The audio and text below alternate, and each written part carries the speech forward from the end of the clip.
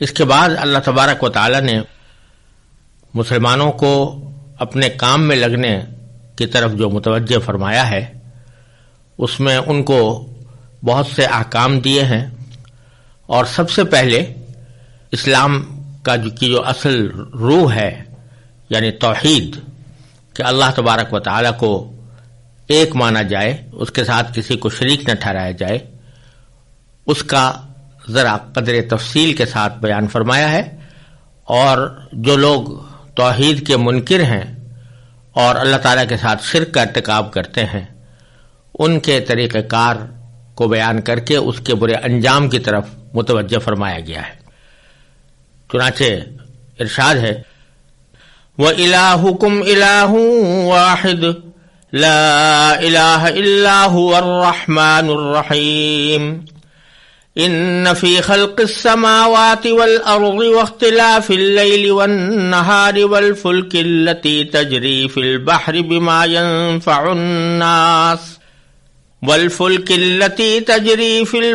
بِمَا يَنفَعُ النَّاسَ وَمَا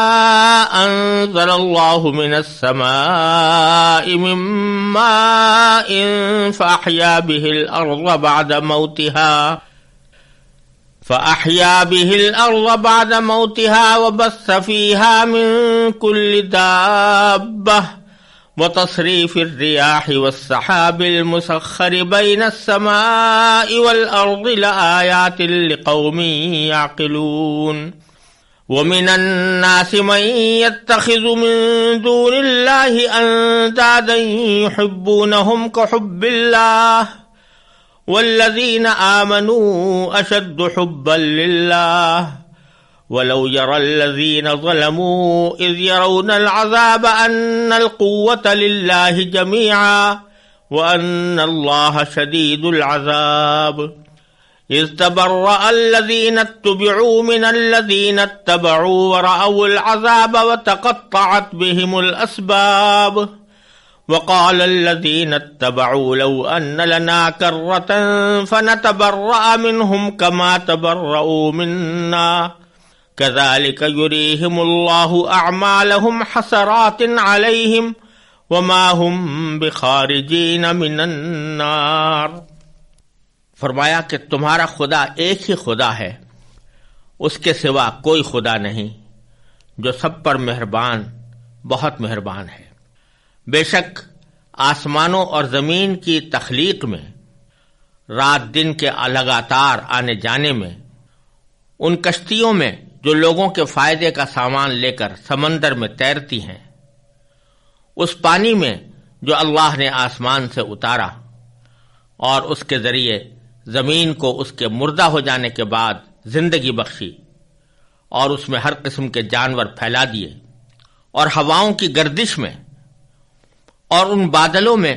جو آسمان اور زمین کے درمیان تابع دار بن کر کام میں لگے ہوئے ہیں، ان لوگوں کے لیے نشانیاں ہی نشانیاں ہیں جو اپنی عقل سے کام لیتے ہیں۔ اور اس کے باوجود لوگوں میں کچھ وہ بھی ہیں جو اللہ کے سوا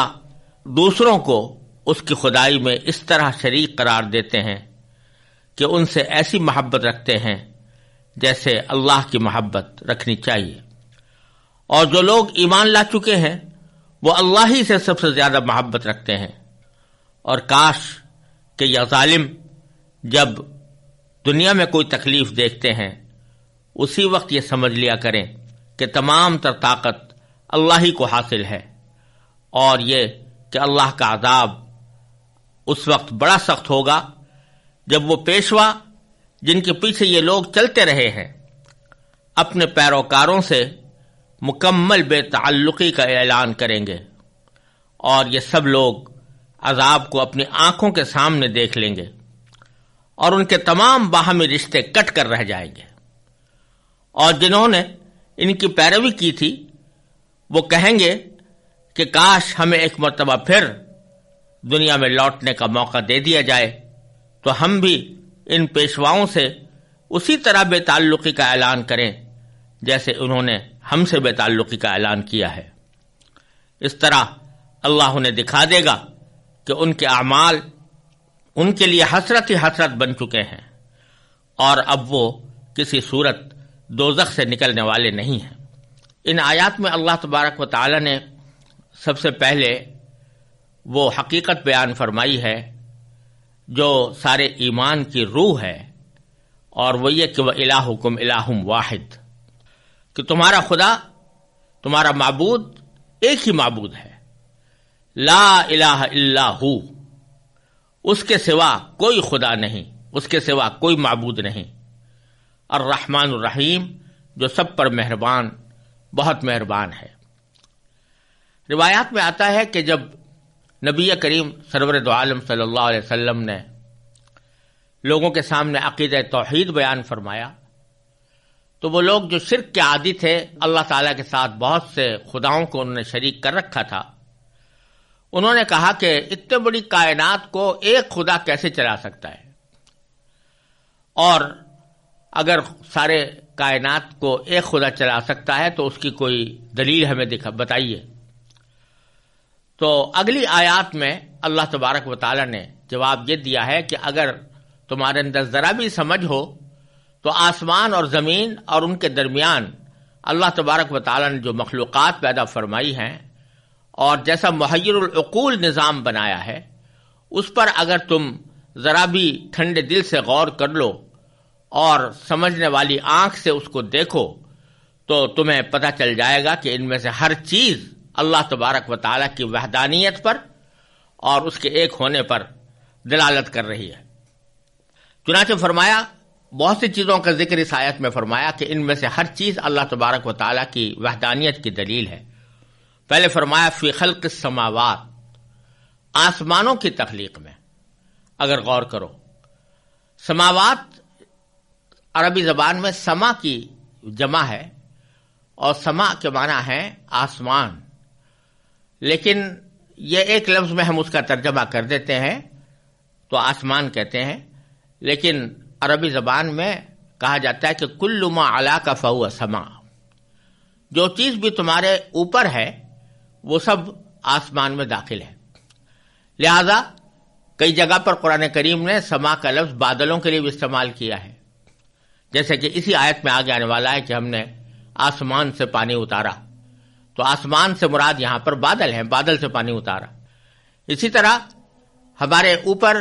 جو خلا ہے وہ بھی آسمان کے مفہوم میں، سما کے مفہوم میں داخل ہے، اور جو چاند، سورج اور ستارے ہمیں نظر آتے ہیں وہ بھی اس کے مفہوم میں داخل ہے، اور ان چاند ستاروں سے اوپر جو آسمان جس کو ہم حقیقی معنی میں آسمان کہتے ہیں وہ بھی اسی کے مفہوم میں داخل ہے۔ تو اشارہ اس طرف ہے کہ تمہارے اوپر اگر اوپر کی طرف دیکھو تو تمہارے سر کے اوپر جتنی بھی چیزیں تمہیں نظر آئیں گی وہ سب اللہ تبارک و تعالیٰ کی وحدانیت کی دلیل ہیں۔ اوپر دیکھو تو تمہیں چاند نظر آئے گا، تمہیں سورج نظر آئے گا، تمہیں ستارے نظر آئیں گے، اور تم اگر غور کرو تو یہ سارے اتنے عظیم اجسام ہیں، اتنے عظیم عالم ہیں کہ ان میں سے ہر ایک دنیا سے بہت بڑا ہے، اور وہ تمہیں اپنے آنکھوں کے سامنے نظر آتے ہیں کہ ان کی ایک خاص نظام کے تحت ان کی گردش ہے، اور ایک خاص نظام کے تحت یہ چل رہے ہیں، اور اس نظام میں ذرہ برابر کہیں کوئی فرق نہیں آتا۔ ایسا محیر العقول نظام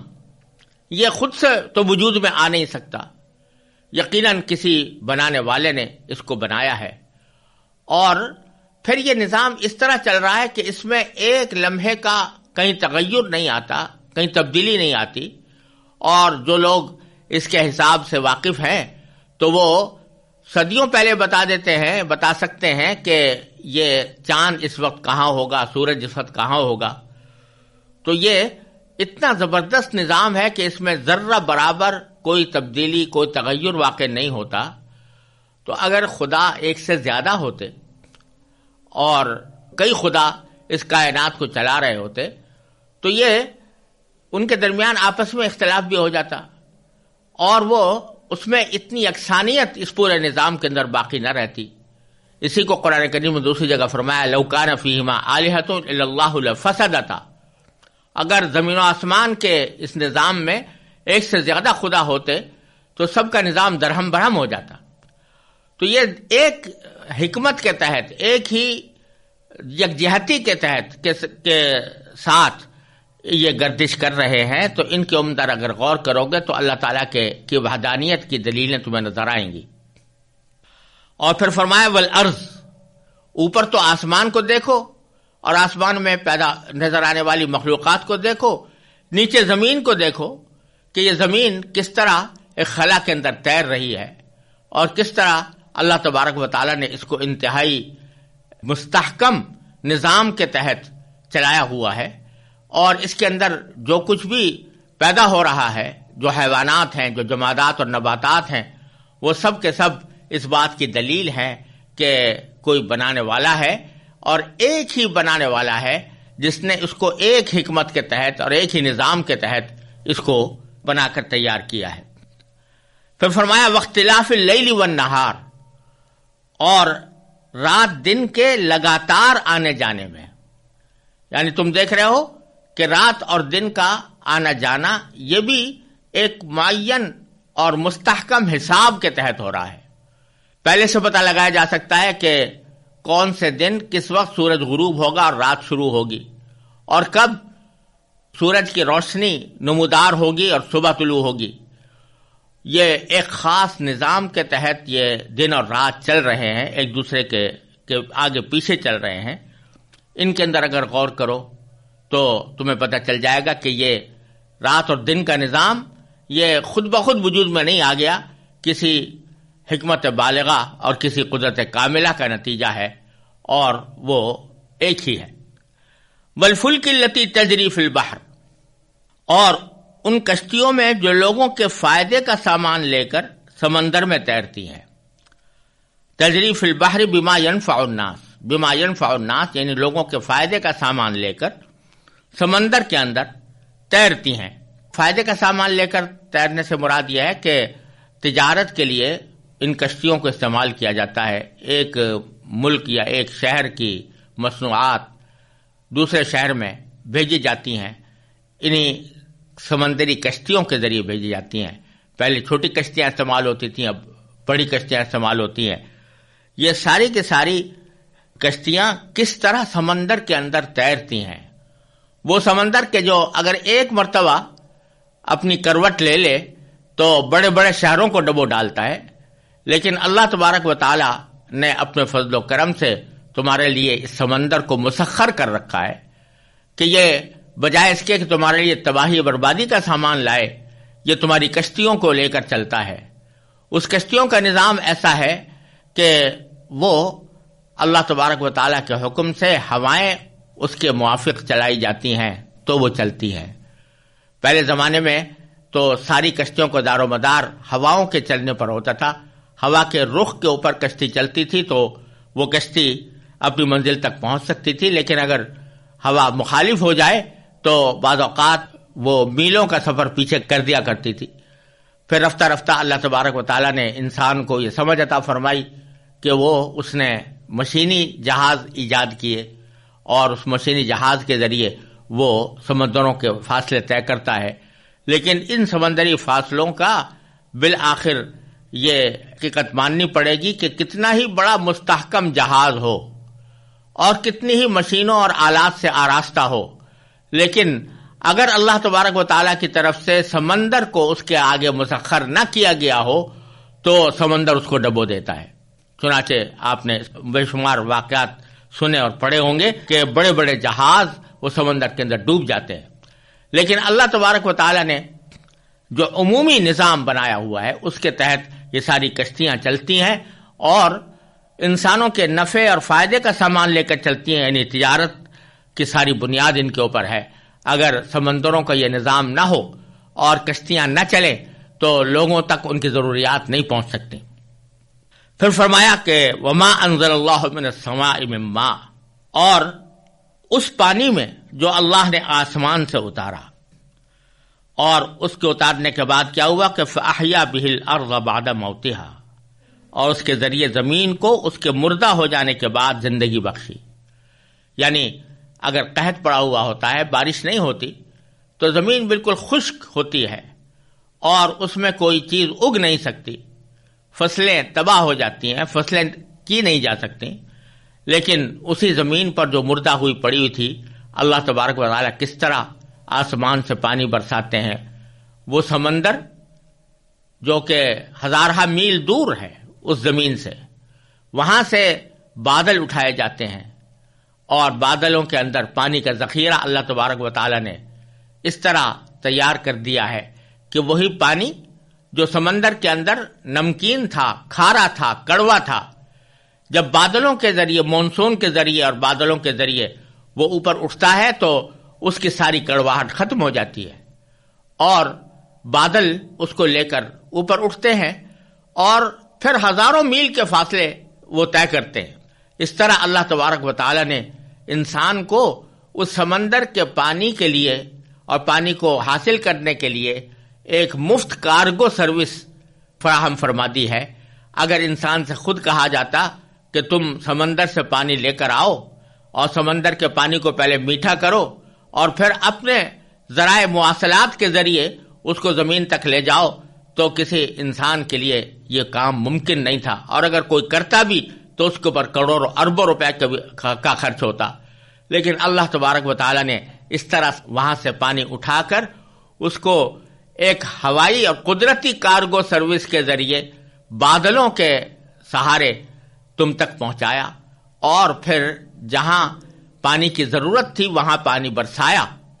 اور اس پانی کے برسنے کے نتیجے میں وہ زمین جو مردہ پڑی ہوئی تھی، اللہ تبارک و تعالیٰ نے اس کو نئی زندگی بخشی۔ وَبَثَّ فِيهَا مِن كُلِّ دَابَّةٍ، اور اس میں ہر قسم کے جانور پھیلا دیے۔ یہ جانور بھی، ہر جانور کسی نہ کسی مقصد کے تحت پیدا کیا گیا ہے، اور اللہ تبارک و تعالیٰ اس بارش کے ذریعے جہاں نباتات اگاتے ہیں اور بہت سی فصلیں تیار ہوتی ہیں، بہت سے پھل اگتے ہیں، وہاں اس پانی کے ذریعے بہت سے حیوانات بھی یا تو پیدا ہوتے ہیں یا اس پانی کے سے سیراب ہو کر ان کو زندگی ملتی ہے۔ تو وہ سارے جانور پھیلے ہوئے ہیں اس دنیا کے اندر، اور انسان ان جانوروں سے اپنے مقاصد کے لیے فائدہ بھی اٹھاتا ہے۔ وتصریف الریاح، اور ہواؤں کی گردش میں، یعنی یہ سارا کام جو ہو رہا ہے کہ انسان زندہ ہے، جانور زندہ ہیں اور ایک جگہ سے دوسری جگہ منتقل ہو رہے ہیں، کشتیاں چل رہی ہیں، بادل امٹ رہے ہیں اور بادل پانی برسا رہے ہیں،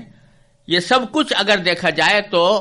یہ ہواؤں کی گردش کی بدولت ہو رہا ہے۔ اللہ تبارک و تعالیٰ نے ہواؤں کو اس طرح مسخر کر دیا ہے کہ وہ اس طرح چلتی ہیں جس سے انسان کی ضروریات پوری ہوتی ہیں، اور یہ سارا نظام جو نباتات اور جمادات اور حیوانات کا نظام ہے وہ بھی ہواؤں کی گردش کے ذریعے اللہ تبارک و تعالیٰ نے قائم کیا ہوا ہے۔ والسحاب المسخر بین السماء والارض، اور ان بادلوں میں جو آسمان اور زمین کے درمیان تابع دار بن کر کام میں لگے ہوئے ہیں۔ یہ بادل یہ نہ کسی چیز پر ٹکے ہوئے ہیں، نہ کوئی چیز ان کو سہارا دیے ہوئے ہے، ان کو اللہ تبارک و تعالیٰ نے اس طرح بنایا ہے کہ آسمان اور زمین کے درمیان یہ لٹکے ہوئے ہیں، اور یہ اللہ تبارک و تعالیٰ کے حکم کے تابع ہو کر کام کرتے ہیں، یعنی وہی جو پانی کو ایک جگہ سے دوسری جگہ منتقل کرنے کا کام ہے، یہ بادل اس طرح انجام دیتے ہیں کہ اللہ تبارک و تعالیٰ جہاں فرماتے ہیں وہاں پر وہ جا کر برستے ہیں۔ یہ نہیں ہے کہ اپنی خواہش سے یا خود اپنی سمجھ سے برس جائیں، بلکہ یہ تابع دار بن کر، اللہ تعالیٰ کے تابع دار بن کر کام میں لگے ہوئے ہیں۔ ان تمام چیزوں کا ذکر کر کے باری تعالیٰ فرماتے ہیں کہ ان تمام چیزوں میں ان لوگوں کے لیے نشانیاں ہی نشانیاں ہیں جو اپنی عقل سے کام لیتے ہیں۔ تو اگر عقل سے کام لو تو ان میں سے ہر چیز ایک تو اس بات پر دلالت کر رہی ہے کہ یہ چیزیں خود بخود وجود میں نہیں آ گئی ہیں، بلکہ کسی پیدا کرنے والے نے اس کو پیدا کیا ہے۔ دوسرے اس بات پر دلالت کر رہی ہے کہ جس ذات نے ان کو پیدا کیا ہے وہ بڑی حکمت والی ہے، بڑی قدرت والی ہے، اور جب وہ بڑی حکمت اور قدرت والی ہے تو اس کو اپنے ان کاموں کی انجام دہی میں کسی مدد کی ضرورت نہیں، اس کو کسی مددگار کی ضرورت نہیں، لہذا اس کو کسی شریک کی بھی ضرورت نہیں، وہ تنہا ہے اور تنہا ہی وہ سارے یہ کام انجام دیتا ہے۔